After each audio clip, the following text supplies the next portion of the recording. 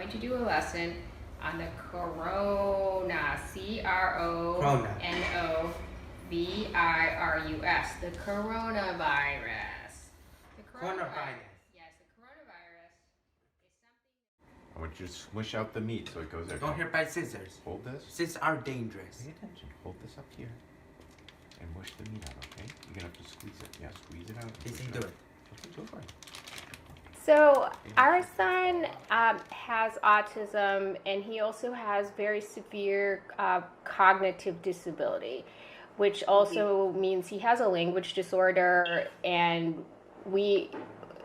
it's very difficult to functionally communicate with him. Financially, it's really puts a big burden when you have a child with special needs, just for many reasons. Our son also has a lot of medical needs, so you have to work.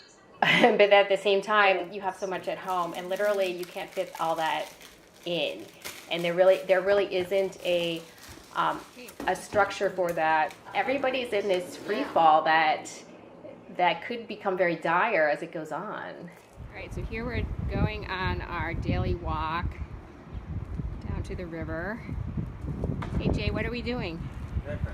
Yeah, dude. We're trying to get more of a kind of schedule going where we have lunch together, we go outside and walk, we socially distance, we live right by a park. My husband and I are educators, but we are not special needs educators, and so we're just kind of randomly doing our lessons with him and trying our best. But he's made a lot of progress at school because of the dedication and the skills of his specialized teachers and therapists. So with this kind of time off, what's gonna happen? You know, a good way to think about it is like typical parents with typical kids are freaking out having their kids at home trying to, you know, do the general ed curriculum. And special needs parents,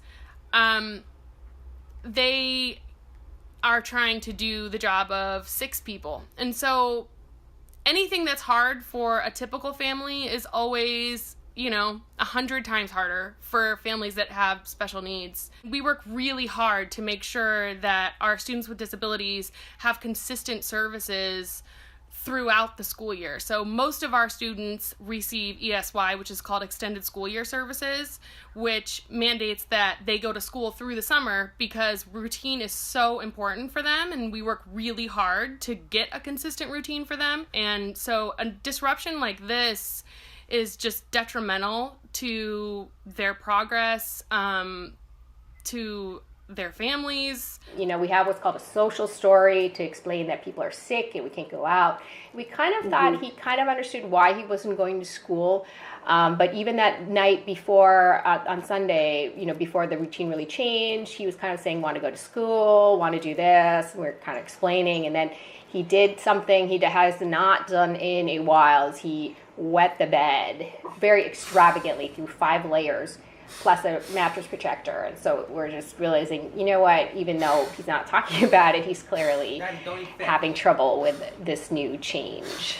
So we're kind of all at home trying to work this all out, and we don't have tons of household help.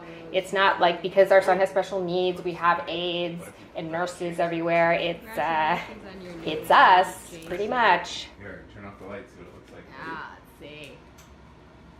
Oh, what do you think, Jason? Where else did you see a lamp like